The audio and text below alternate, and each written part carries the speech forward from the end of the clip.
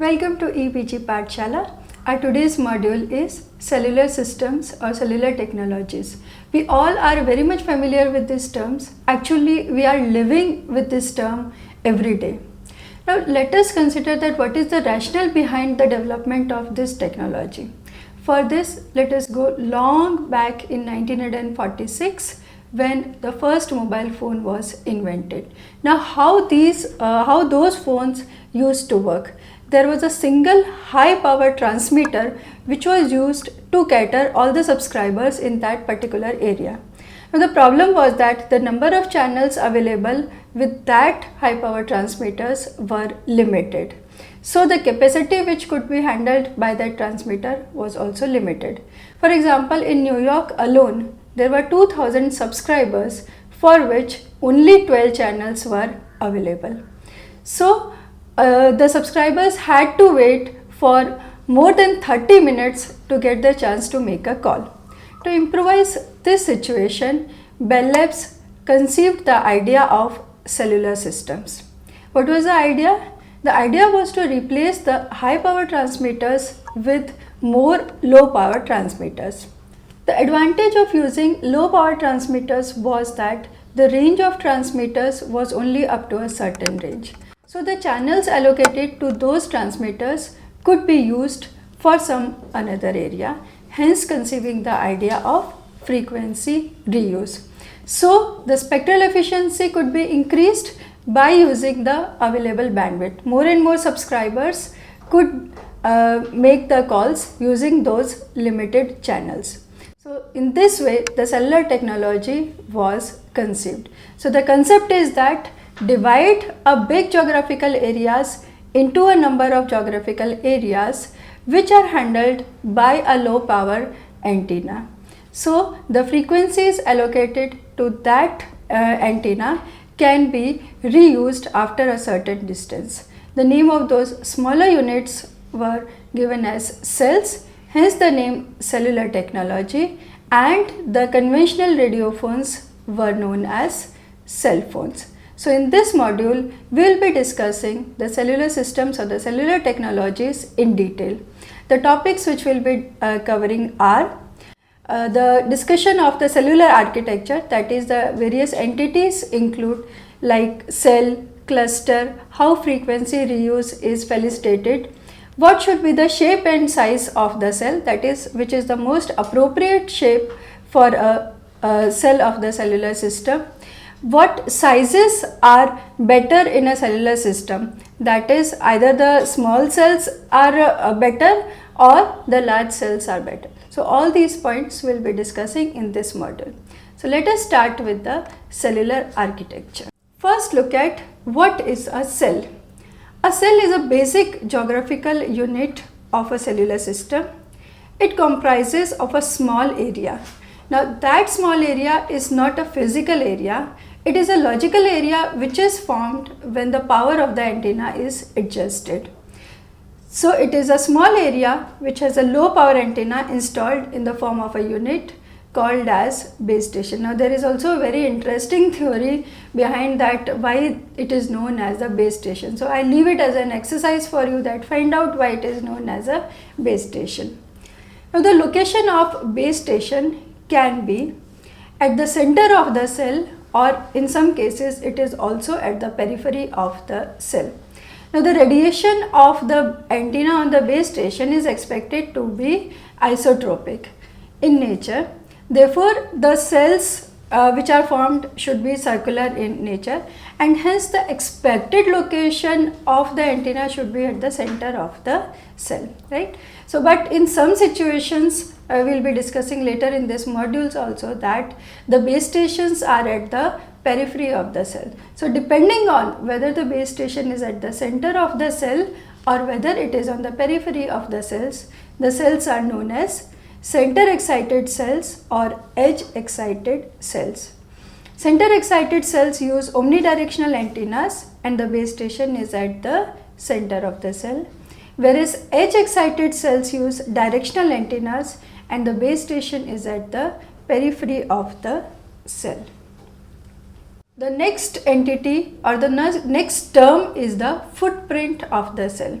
I just discussed that the power of the antenna will be only up to a particular distance, because as per the square of the distance, the strength of the signal from the antenna fades away. So it is inversely proportional to the square of the distance. Why? Because the antenna is isotropic in nature, therefore the radiation will be spread along the sphere. So as we move away from the base station, the strength of the signal decreases. Now this reaches only up to a particular distance. After that, the signal won't be identified, because to be identified, the signal should be at a particular threshold value. Below it, it would be identified as noise.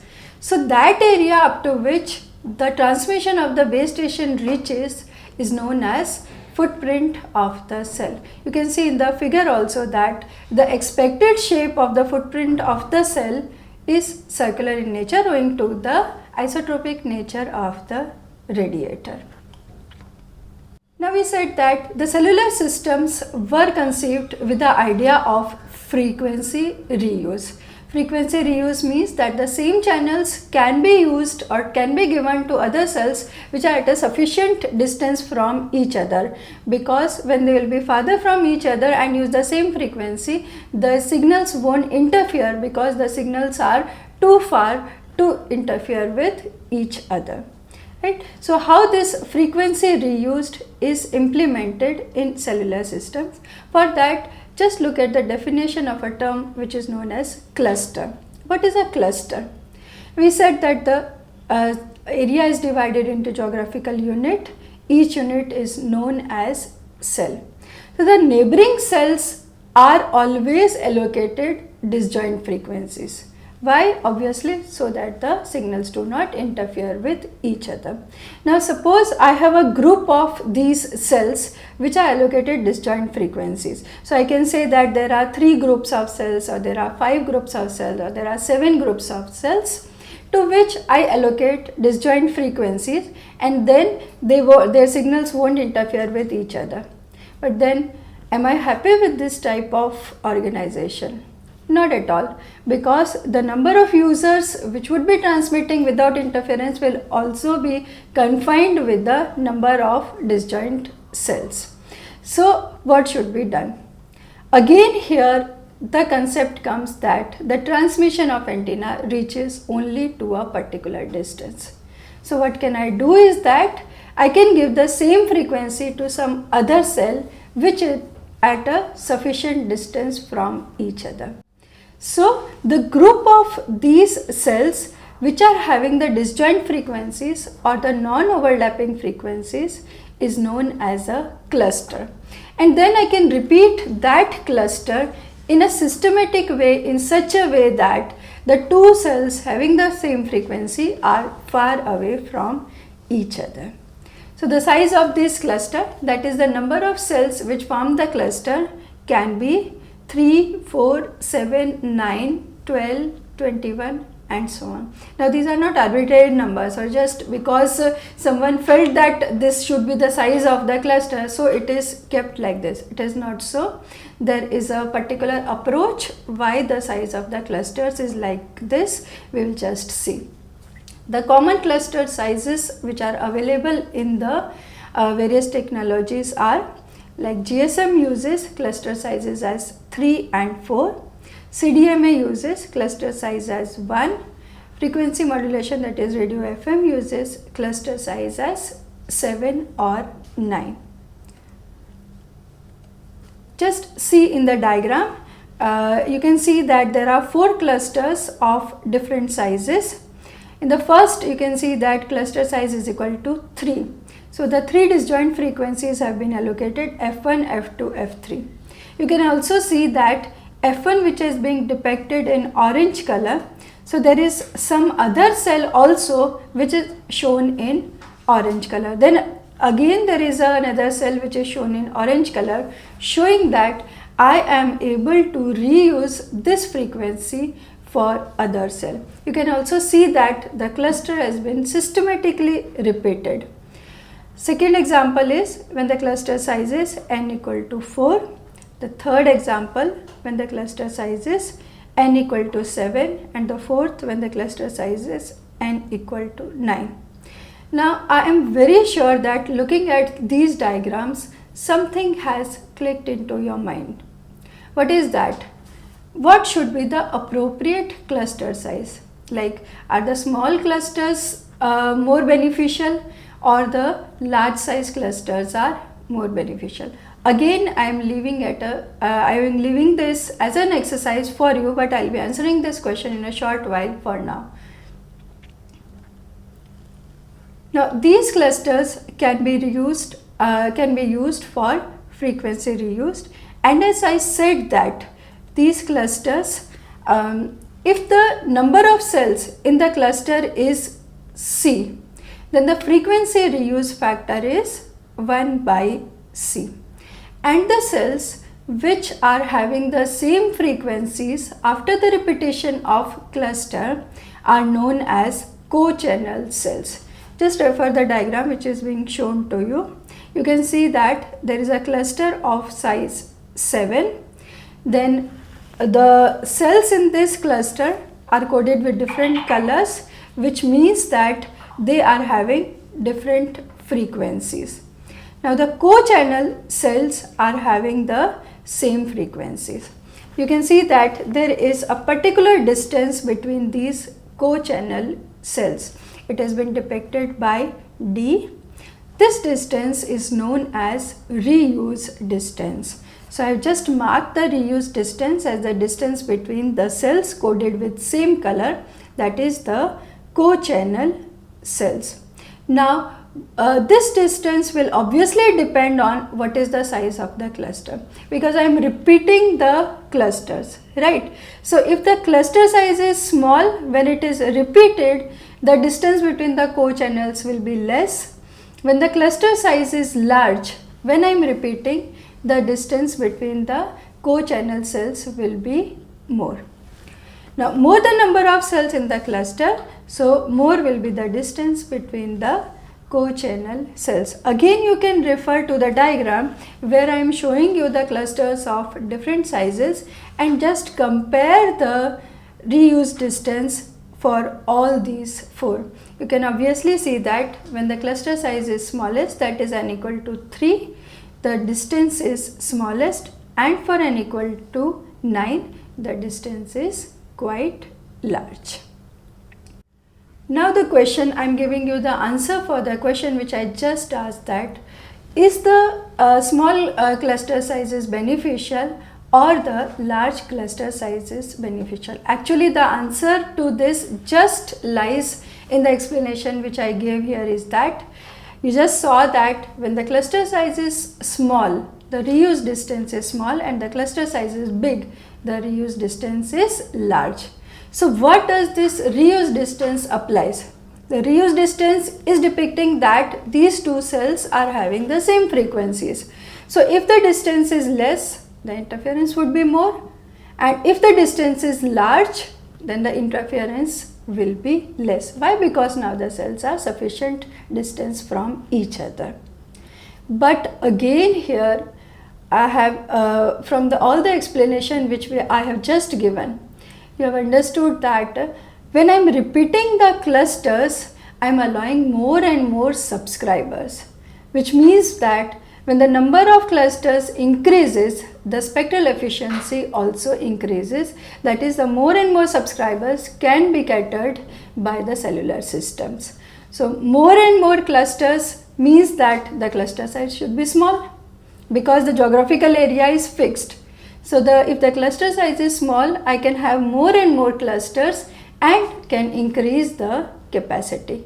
But when the cluster size is large, interference is less, but the number of subscribers which can be catered through this system will be less. Another problem with large size cluster is that a cluster of large size, say suppose as compared to 9, I am having a cluster size of 21. Now what does that imply? What is a cluster? A cluster is the group of cells with disjoint frequencies. So if the size of the cluster is more, it implies that I have to have more and more of disjoint channels. So again it demands for more number of unique channels, so that the number of channels allocated to each cells will be reduced, hence the capacity will be decreased.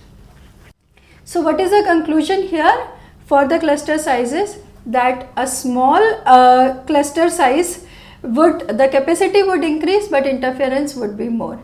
For a large cluster size, I will require more disjoint frequencies. The capacity will be less but interference would also be less. So there should be a trade-off. So whenever the cellular companies come to a particular city to lay out their network, they decide that what should be the size of cluster. So it depends on many factors, as if that what is the tele-density terrace, how many subscribers in that particular area will be requiring the telephone system or the cellular systems, and so on. So it is the trade-off is that small cluster size with minimum interference should be used. That is, you have to agree upon that for what smallest size of the cluster the interference is less, and hence the cluster size would be decided like this. Okay. So now we have for time being we have seen that what is a cluster, how the cluster facilitate frequency reuse. Now next we move to the topic that what should be the shape and the size of the cell. Now what is the obvious answer to this? We have already discussed that the antennas which are installed on the base station are isotropic in nature. That is, they radiate uniformly in all directions. So what is the shape of the cell which is expected? It should be circle. But again, let us just draw 2 or 3 circles on paper and see what happens when I join these circles. 2 situations would arrive. Either I will have overlap or I will have gaps. So what is the problem in that? So gaps will result in the loss of the coverage, and the overlapping will lead to the interference of the signal. So what should be the other shapes? The other shapes which are eligible for the shape of the cells, firstly they should be irregular in nature. That is what is meant by regular geometry, means all the sides of the geometry should be equal. Secondly, they should more and more represent a circle. And thirdly, when we join these shapes, there should not be any overlapping or any gaps. So the geometries which are eligible or which are competent for these conditions are equilateral triangle. You can see in the diagram that when I am joining the equilateral triangle, there are no gaps or there are no overlappings. Secondly, a square is also eligible. When I join it, no overlaps, no gaps.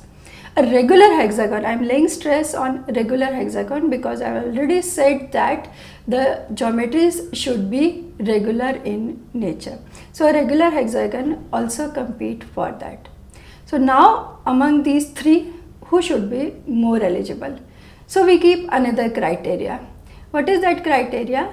That criteria is that select that geometry for which the area is maximum and it represents more and more to the circle. Now let us see. Again refer the diagram. A equilateral triangle covers about 17.77% of the area of the triangle. A square covers 63.7% of area of the circle.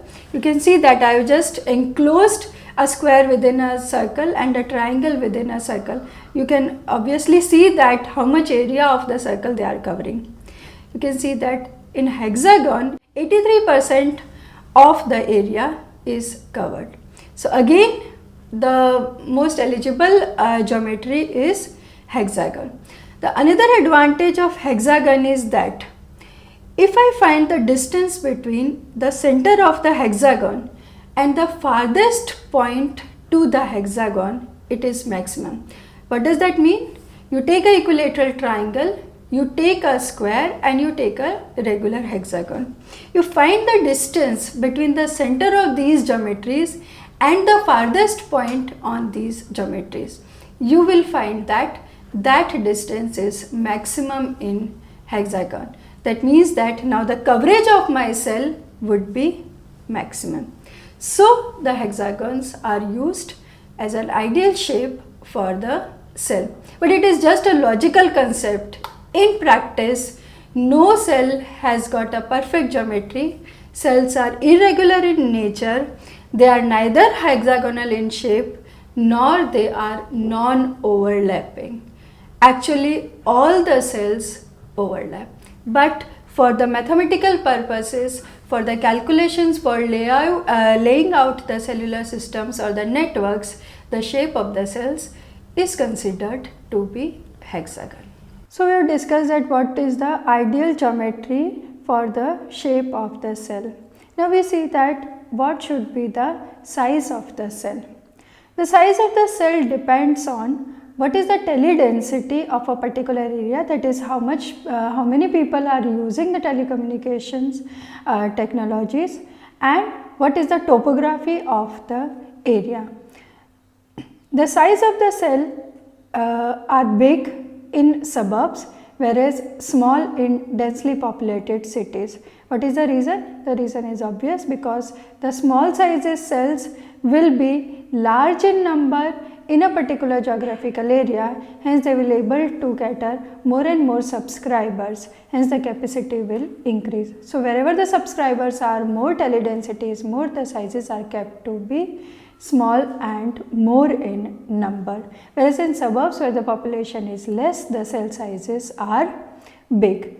Similarly, depending on the topography, so where there are hilly areas or mountains, where the valleys or the plain areas are between the mountains, there small cells are being used, whereas where there are plain areas, one big cell can cater the whole area.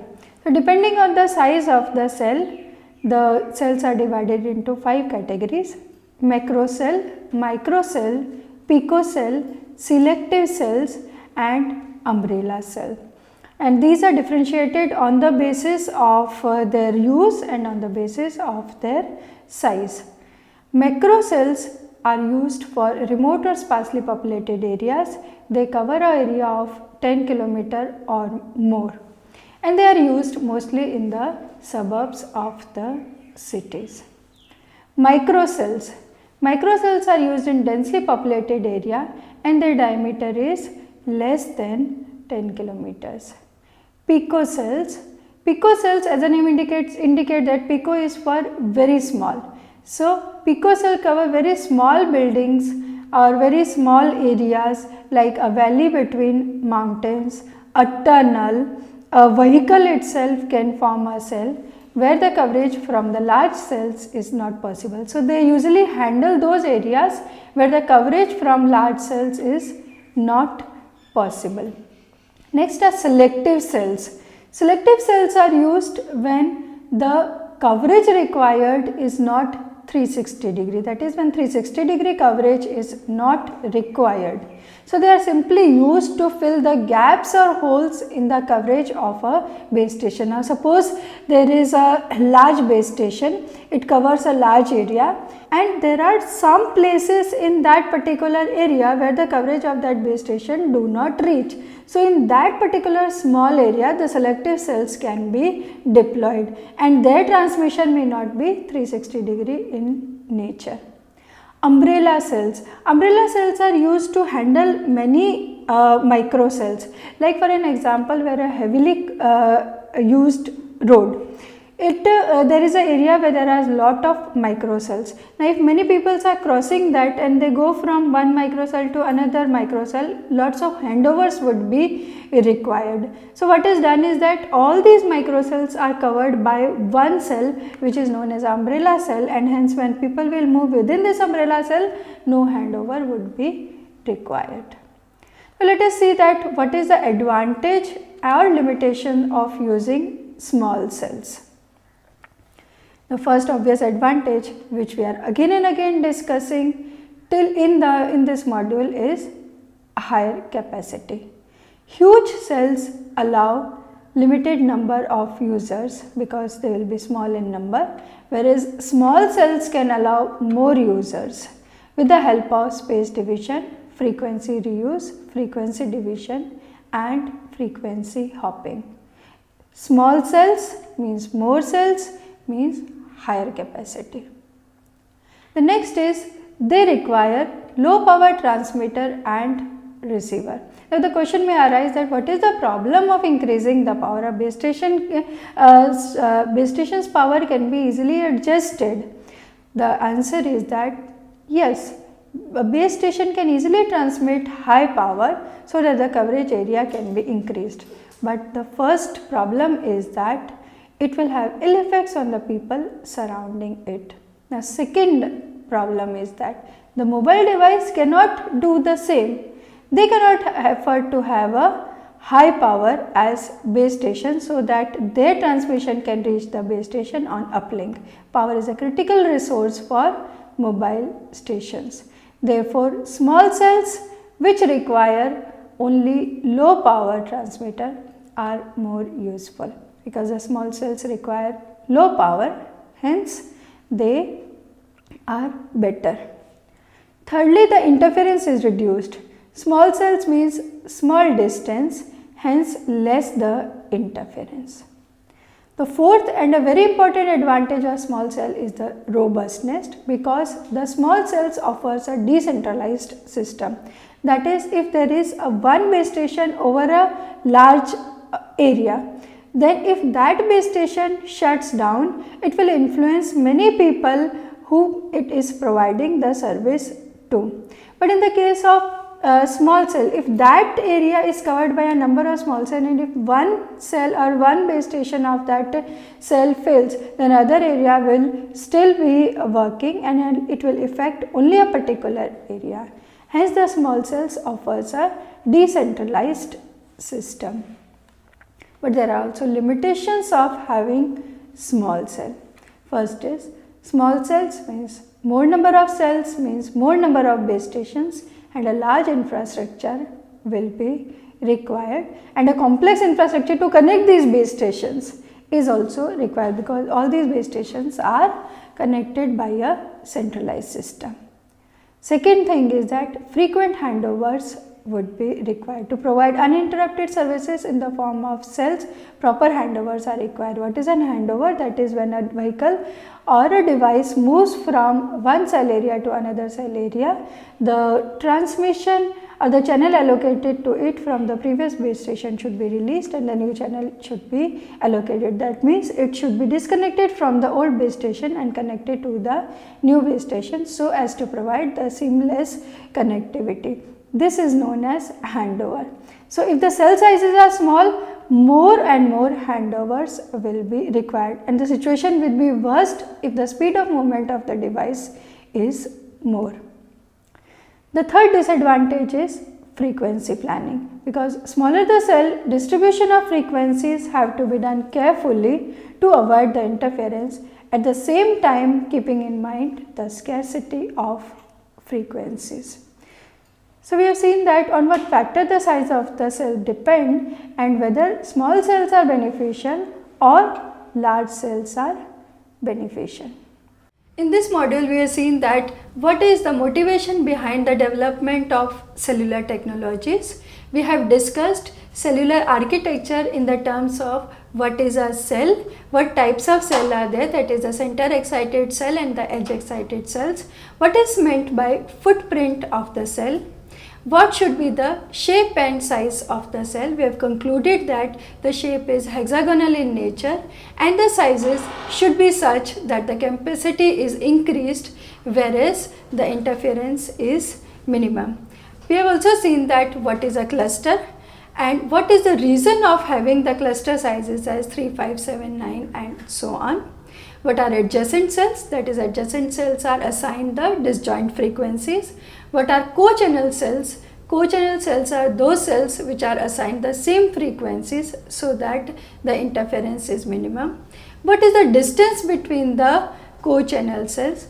What should be the appropriate sizes of the cluster? That means the cluster, there should be a trade-off between the size of the cluster. It should not be neither big in size because it will limit the capacity and also have the demand for more disjoint frequencies. It should not be too small because it will reduce the it will increase the interference but also increasing the capacity. So in the next lecture we will see that what are the strategies for allocating the channels to these cells. Basically we will be considering the algorithms for fixed channel allocation and the borrowed channel allocation and dynamic channel allocation. We will also see that what are handovers and how the handovers are handled in the cells. We will also see that how we can increase more efficiency by dividing the cells or splitting the cells into sectors and so on. Till then, have a good day.